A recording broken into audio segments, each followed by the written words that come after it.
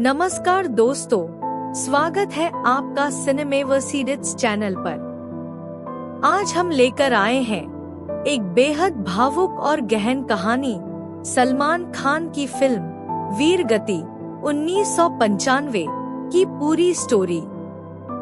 यह कहानी सिर्फ एक एक्शन ड्रामा नहीं, बल्कि समाज की कटु सच्चाइयों, दोस्ती, प्यार और बलिदान की गवाही है। तो आइए सुनते हैं वीरगति की पूरी कहानी किताब पढ़ने के अंदाज में। मुंबई की अंधेरी गलियों में कमाठीपुरा की एक गली से कहानी की शुरुआत होती है। यहाँ हर रोज जिंदगी और मौत से जूझती कई औरतें और बच्चे दिखाई देते हैं। इन्हीं गलियों में एक दिन हवालदार को एक नन्हा सा बच्चा नाली में पड़ा हुआ मिलता है। बच्चा बेसहारा, लावारिस और न जाने किसकी गलती का शिकार था। हवालदार का दिल पिघल जाता है और वह उसे अपनी गोद में उठा लेता है। उसी समय एक वेश्या ने भी एक बच्चे को जन्म दिया था। यह नियति का खेल था कि उसी क्षण दो मासूम जिंदगियां जन्म लेती हैं। एक को माँ की छाती मिली और दूसरे को एक पुलिस वाले का सहारा। वेश्या अपने बेटे का नाम श्लोक रखती है, जबकि हवालदार उस बच्चे को अपने घर ले जाकर अज नाम देता है। लेकिन अज का घर आते ही हवालदार की पत्नी नाराज हो जाती है। वह कहती है कि वह किसी औरत के छोड़े हुए बच्चे को अपना नहीं सकती। नाराज होकर वह मायके चली जाती है, लेकिन हवालदार अपने फर्ज और इंसानियत के चलते अज को गोद में लिए रखता है। दोनों बच्चे श्लोक और अज बड़े होने लगते हैं और जल्द ही दोनों एक ही स्कूल में दाखिल हो जाते हैं। यहाँ से उनकी दोस्ती शुरू होती है, जो पूरी कहानी का आधार बन जाती है। श्लोक एक होशियार और अनुशासित लड़का साबित होता है। पढ़ाई में तेज, स्वभाव से सीधा और मेहनती। दूसरी तरफ अज का स्वभाव बचपन से ही बागी और बेपरवाह था। वह स्कूल में भी नियमों से भागता और गलियों में खेलने, शरारत करने और छोटे मोटे झगड़ों में पड़ जाता। लेकिन फिर भी दोनों के बीच दोस्ती गहरी होती जाती है। अज की मासूम बगावत और श्लोक की सच्चाई एक दूसरे को संतुलित करती है। यह दोस्ती उनके आगे के जीवन की नींव रखती है। जैसे जैसे दोनों बड़े होते हैं, श्लोक अपनी पढ़ाई पर ध्यान देता है और कॉलेज तक पहुंच जाता है। वहीं अज को यह दुनिया कुछ और ही दिखाई देती है। उसे हर जगह भ्रष्टाचार, अन्याय और लालच नजर आता है। काम की तलाश करता हुआ भी वह बार बार ठगा जाता है। हवालदार अपनी पूरी कोशिश करता है कि अज किसी नौकरी में लग जाए, लेकिन अज का मन इस गंदी व्यवस्था में टिक नहीं पाता। धीरे धीरे वह जुए और सट्टे की दुनिया में कदम रख देता है। दूसरी ओर श्लोक का जीवन बिल्कुल अलग दिशा पकड़ता है। पढ़ाई में अव्वल रहने के कारण वह MBA की पढ़ाई पूरी करता है। इसी दौरान उसे प्यार हो जाता है पूजा से, जो एक बड़े बिजनेसमैन JK की बेटी है। पूजा और श्लोक का रिश्ता साफ और मासूम था, लेकिन अमीरी गरीबी का फर्क उनके बीच हमेशा खड़ा रहने वाला था। फिर भी श्लोक का सपना पूजा के साथ जीवन बसाने और समाज के लिए कुछ करने का था। अज अब एक सफल जुआरी बन चुका था। एक दिन किस्मत का ऐसा खेल हुआ कि उसने जुए में पूरे 1 करोड़ रुपए जीत लिए। उसके पास अचानक इतनी दौलत आ गई कि वह खुद को किसी राजा से कम न समझे। लेकिन यह दौलत सिर्फ उसकी नहीं थी। उसने इसका एक बड़ा हिस्सा श्लोक को भी दिया, ताकि वह अपना प्रोजेक्ट और अपने सपनों को पूरा कर सके। यही वो पल था जब दोनों दोस्तों की राहें अलग अलग होते हुए भी एक दूसरे से जुड़ी रहती हैं। लेकिन कमाठीपुरा की गलियों में हर कोई इतना खुशकिस्मत नहीं था।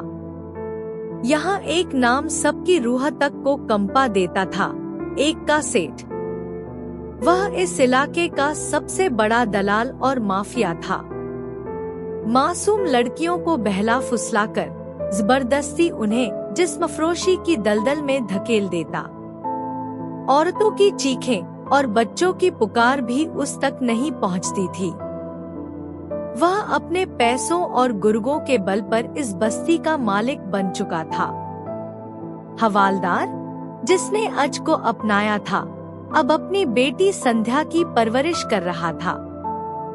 संध्या मासूम और सादगी से भरी लड़की थी, लेकिन किस्मत ने उसके लिए भी एक काली घड़ी लिखी थी। एक्का सेठ और उसके गुर्गों ने संध्या को अगवा कर लिया और उसकी अस्मिता पर हमला किया। यह घटना हवालदार और उसके परिवार के लिए मौत से भी भयानक साबित हुई। उनकी दुनिया उजड़ गई और अज के दिल में आग भड़क उठी। अज, जो अब तक समाज से लड़ाई करता आ रहा था, अब एक निजी दुश्मनी में बदल गया। उसने कसम खाई कि वह संध्या की मौत का बदला जरूर लेगा। उसने अकेले ही एक्का के गुर्गों पर हमला करना शुरू कर दिया। हर गली, हर कोने में उसका नाम गूंजने लगा। अजब सिर्फ एक जुआरी या बागी लड़का नहीं था, बल्कि उन मासूम औरतों का सहारा बन चुका था जिन्हें एक्का ने कैद कर रखा था। अज एक एक करके एक्का के आदमियों को खत्म करता गया। उसकी हर चोट में गुस्सा और हर वार में न्याय की प्यास दिखाई देती थी। उसकी लड़ाई सिर्फ बदले की नहीं, बल्कि उन औरतों की मुक्ति की भी थी जिन्हें सालों से कैद करके रखा गया था। जब अज ने एक्का के अड्डों को तहस-नहस किया और औरतों को आजाद कराया, तब पहली बार बस्ती ने आजादी की हवा महसूस की। इस लड़ाई में अज के सामने सिर्फ गुंडे ही नहीं, बल्कि पूरा सिस्टम खड़ा था। पुलिस और नेता सब एक्का के इशारों पर चलते थे, लेकिन अज ने हार मानने से इनकार कर दिया। श्लोक कई बार उसे समझाने आया कि वह इस रास्ते पर न चले, लेकिन अज का जवाब हमेशा यही होता, अगर मैं चुप रहा तो और कितनी संध्या इस गली की आग में जलती रहेंगी। उसका विद्रोह अब सिर्फ निजी नहीं, बल्कि समाज का विद्रोह बन चुका था। अंततः वह पल आया जब अज और एक्का का आमना सामना हुआ। यह सिर्फ दो आदमियों की लड़ाई नहीं थी, बल्कि इंसानियत और हैवानियत की जंग थी। अज ने पूरी ताकत से एक्का और उसके गुर्गों से मुकाबला किया। गोलियों और तलवारों की बौछार के बीच उसका शरीर लहूलुहान हो गया, लेकिन उसके इरादे अब भी अडिग थे। उसने एक्का को मात दी और आखिरकार उसे आग में झोंक दिया। लेकिन इस जीत की कीमत भारी थी। अज बुरी तरह घायल हो चुका था। उसकी सांसें टूट रही थी, शरीर लड़खड़ा रहा था। बस्ती के लोग और औरतें उसे घेरकर रोने लगी। श्लोक भी दौड़ता हुआ आया और अज को अपनी बाहों में थाम लिया। अज की आंखों में संतोष था। उसने अपना फर्ज निभा दिया था। उसने अपनी बहन संध्या का बदला ले लिया था और औरतों को आजादी दिला दी थी। अपने आखिरी लम्हों में अज ने श्लोक से कहा, श्लोक, मेरा जीवन भले ही खो गया, लेकिन अब इन गलियों में नई जिंदगी शुरू होगी। उसकी आवाज टूट रही थी, मगर उसके शब्द पत्थर की लकीर की तरह थे। अगले ही पल अज ने श्लोक की गोद में दम तोड़ दिया। उसकी चिता की लपटों के बीच पूरी बस्ती ने आंसुओं के साथ उसे विदाई दी। अज का बलिदान व्यर्थ नहीं गया। उसकी शहादत ने बस्ती की औरतों को एक नई ताकत दी। पुलिस और समाज अब उस दर्द को नजरअंदाज नहीं कर सकता था। श्लोक ने अज के सपनों को आगे बढ़ाने का प्रण लिया और अपने जीवन को समाज की भलाई के लिए समर्पित कर दिया। अज का नाम अब कमाठीपुरा की हर गली में वीरगति बनकर गूंजने लगा। दोस्तों, यह थी सलमान खान की फिल्म वीरगति की पूरी कहानी, एक ऐसी गाथा जो बलिदान, दोस्ती और इंसाफ की पुकार से भरी हुई है। अगर आपको यह कहानी पसंद आई हो तो चैनल को जरूर सब्सक्राइब करें और अपने विचार कमेंट में लिखें।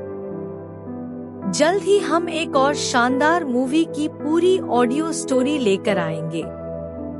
धन्यवाद।